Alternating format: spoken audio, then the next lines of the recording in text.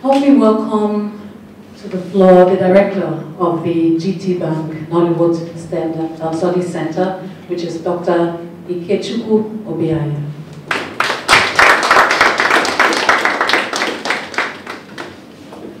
Good morning. Good morning. First off, let me say thank you very much for honoring our invitation.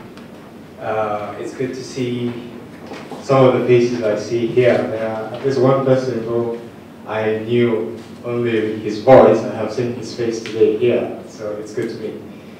Now, we thought, like Professor Biakolo has said, the ideas behind the Nollywood Studies Centre is really to bring home something that is so widely dispersed. And we are truly grateful for the support that we're getting from GT Bank.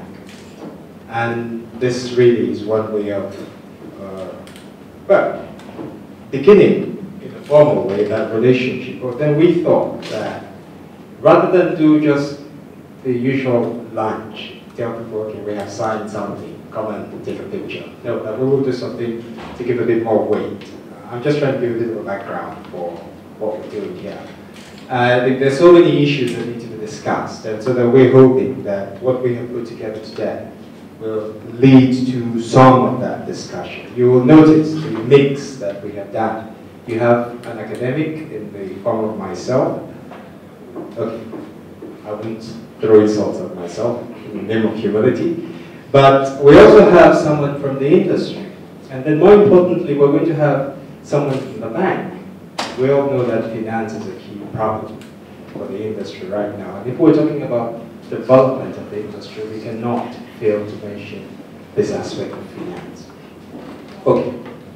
Now, I will jump to my paper here. You will forgive me if you find it a bit tedious. It's one of the problems of academics. Sometimes we go a little too far in these matters. The topic is developing the Nigerian film industry, the state cultural policy, and the promotion of creativity.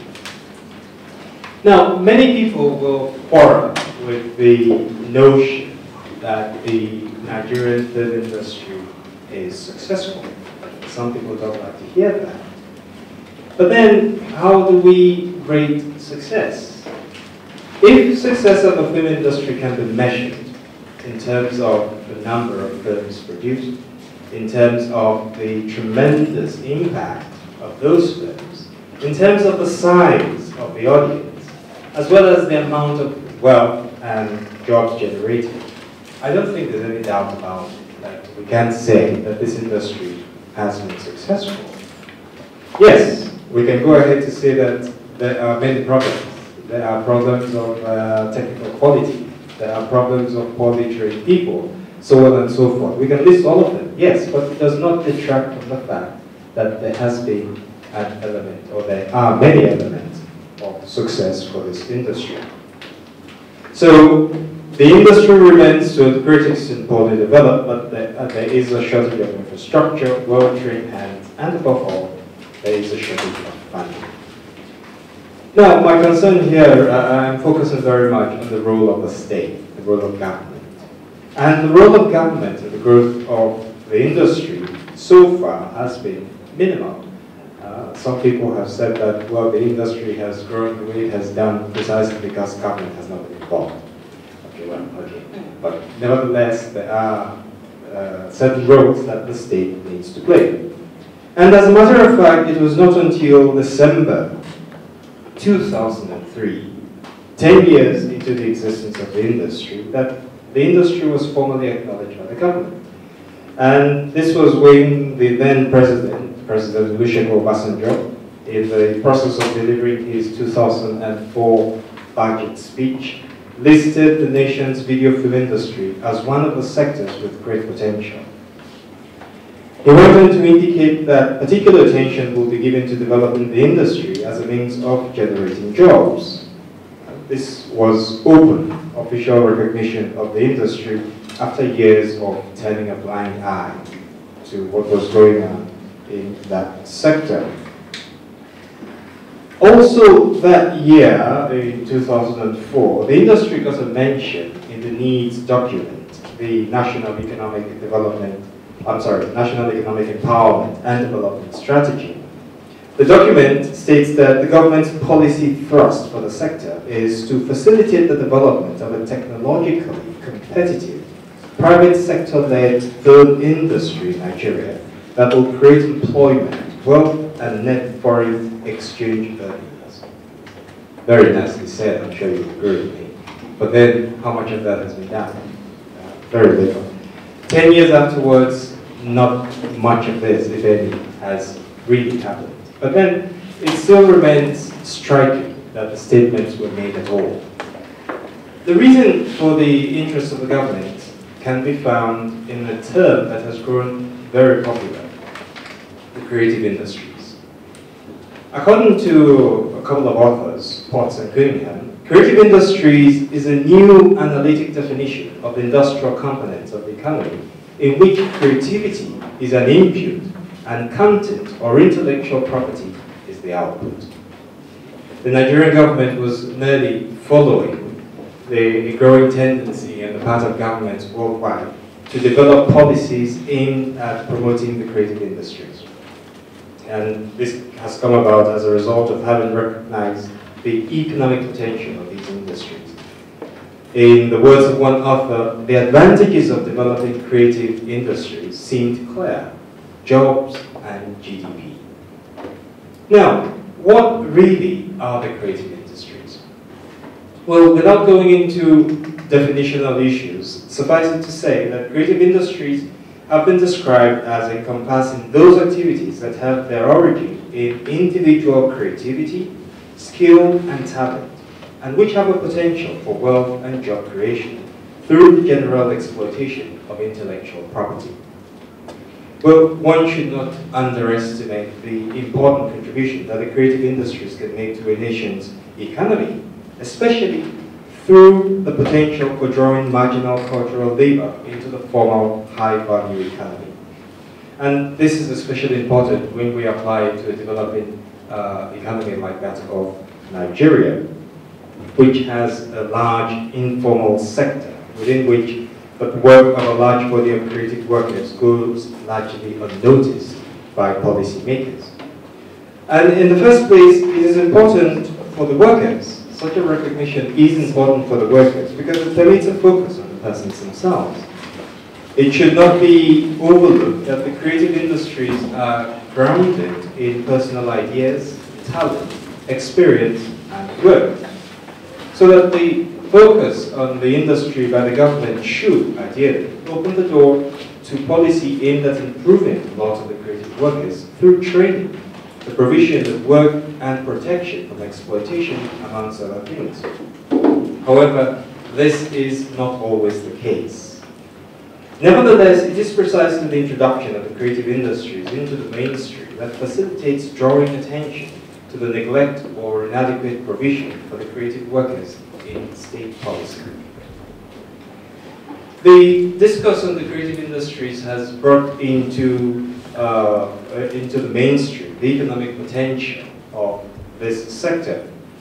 It has also given a greater visibility to the creative workers, and the government has been quick to see this. It has seen the benefits and has tried, or is trying, to tap into those benefits. But then the question still arises, what should the role of the government be with regards to the development of such industries? And what immediately comes to mind is regulation. Regulation and the provision of infrastructure.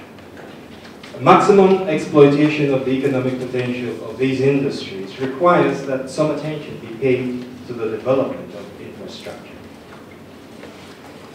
As a means of highlighting the role which the Nigerian government should play with regards to the video film industry, it is useful to first consider why governments get involved in the film business at all. The extent of state support for film varies worldwide, but direct government support of national film industries is a rule rather than the exception. Many times people say that Hollywood does not have the support of the state. That's not true. Okay? Because worldwide, Hollywood has made a path in many countries precisely because of the pressure the government has placed on those countries, which they have forced their way through. Okay? And so they give preferential treatment to their films outside, but at home then they put controls that they do not allow to be imposed outside. So that every country has some measure of state support for the film industry. And this almost inevitable state interest is due to the unique double-faceted nature of film, both as a cultural and an economic good. As a cultural good, film reflects the values of society and possesses the potential to shape thought, while as an economic good, it can create wealth and employment. This cultural and economic relevance of the film industry thus discourages the state from leaving it entirely to the control of market forces. In Nigeria's national film policy, for instance, it is recognized that film could be used as a tool to promote positive social transformation, as well as to consolidate and build a new relationship between culture and national development. It adds that, as an aspect of culture, the film is both an art and an industry.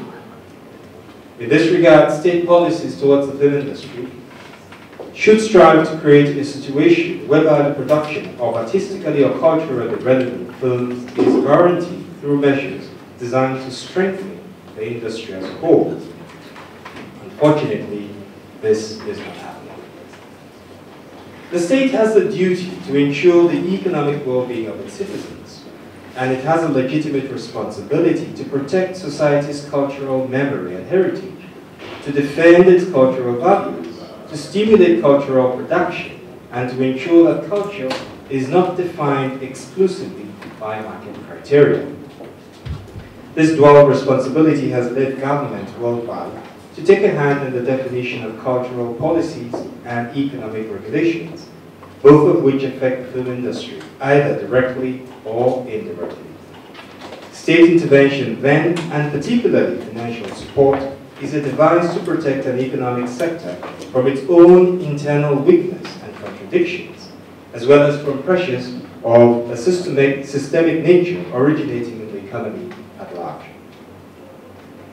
The direct involvement of the state through such intervention in film industries has ordinarily been through the introduction of both protections and supportive measures. While the supportive measures are aimed at developing the industry and stimulating growth, the protectionist measures generally have the goal of limiting the competition from film industries of other countries.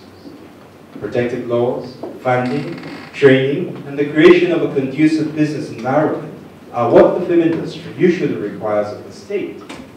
The state's provision of these requirements comes in various forms as defined by the policy it chooses to adopt.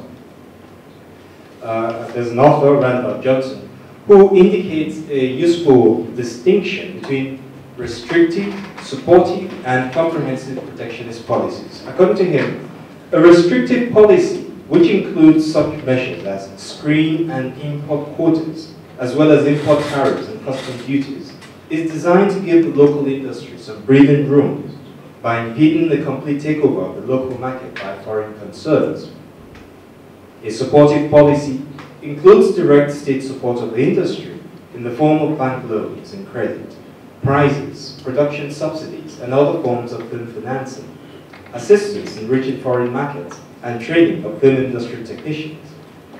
Restrictive policies provide indirect support of the industry, while supportive policies lend direct financial support.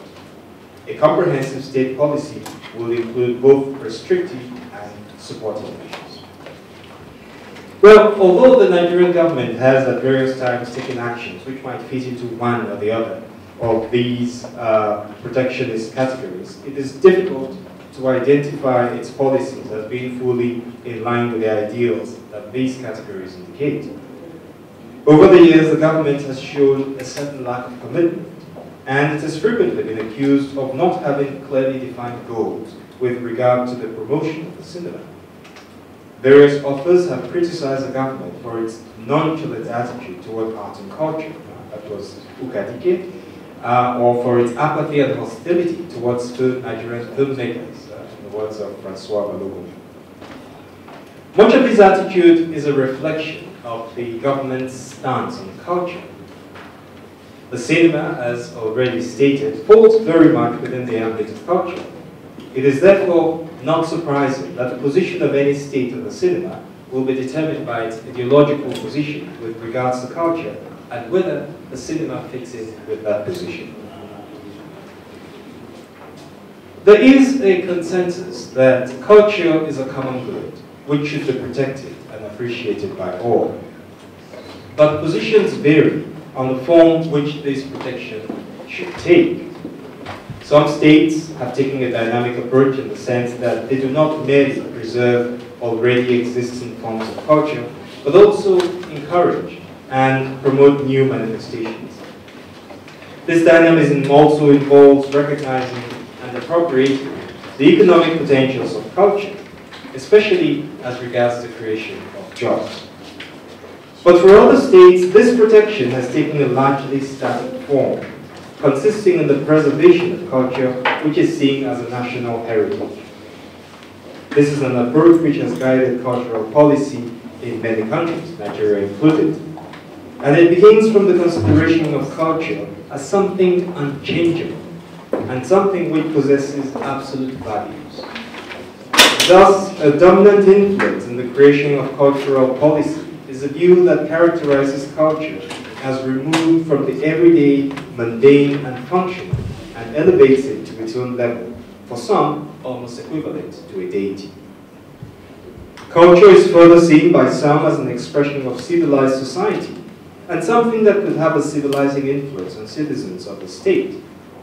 The civilizing influence is one of the roles that culture in some countries is envisaged to play in society.